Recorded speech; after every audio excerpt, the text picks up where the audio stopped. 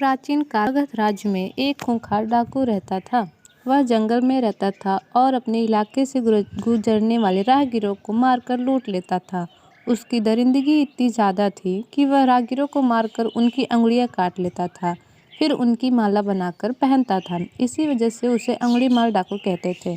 अंगुली माल का इलाके में बहुत खौफ था। एक दिन उस गांव में महात्मा बुद्ध आए। लोगों ने उनका खूब स्वागत सत्कार किया। महात्मा बुद्ध ने देखा वहां के लोगों में कुछ डर सा समाया हुआ है। महात्मा बुद्ध ने लोगों से इसका कारण जानना चाहा। लोगों ने बताया कि इस डर और आतंक का कारण डाकू अंगुली माल है। वह निरपराध राहगीरों की हत्या कर देता है। महात्मा बुद्ध ने मन में निश्चय किया कि वह उस डाकू से अवश्य मिलेंगे। बुद्ध जंगल में जाने को तैयार हो गए तो गांव वालों ने उन्हें बहुत रोका, क्योंकि वे जानते थे कि अंगुली माल के सामने से बच पाना बहुत ही मुश्किल ही नहीं बल्कि असंभव भी है।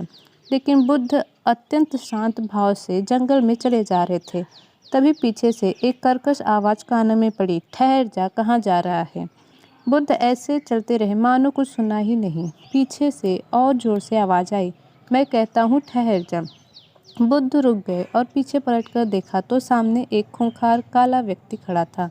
लंबा चौड़ा शरीर, बढ़े हुए बाल, एकदम काला रंग, लंबे लंबे नाखून, लाल लाल आंखें, हाथ में तलवार लिए वह बुद्ध को घूर रहा था।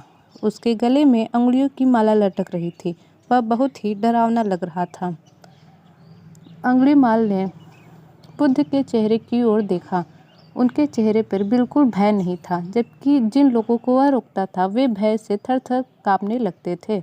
अंगुली माल बोला, हे सन्यासी, क्या तुम्हें डर नहीं लग रहा है? देखो, मैं कितने लोगों को मारकर उनकी अंगुलियों की माला पहन रखी है। बुद्ध बोले, तुझसे क्या डरना? डरना है तो उससे डरो जो सचमुच ताकतवर है। अंगुली माल जोर से हंसा, हे साधु, तुम समझते हो कि मैं ताकतवर नहीं हूँ? मैं तो एक बार में 10-10 लोगों के सिर काट सकता हूँ। बुद्ध बोले, यदि तुम सचमुच ताकतवर हो तो जाओ उस पेड़ के 10 पत्ते तोड़ लाओ। अंगुली माल ने तुरंत 10 पत्ते तोड़े और बोला, इसमें क्या है, कहो तो मैं पेड़ ही उखाड़ लाऊं।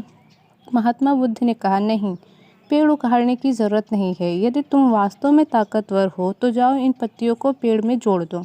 अंगुली माल क्रोधित हो गया और बोला, भला कहीं टूटे हुए पत्ते भी जुड़ सकते हैं? महात्मा बुद्ध ने कहा, तुम जिस चीज़ को जोड़ नहीं सकते उसे तोड़ने का अधिकार तुम्हें किसने दिया? एक आदमी का सिर जोड़ नहीं सकते तो काटने में क्या बहादुरी है? अंगुली माल अवाक रह गया। वह महात्मा बुद्ध की बातें को सुनता रहा। एक अनजानी शक्ति ने उसके हृदय को बदल दिया।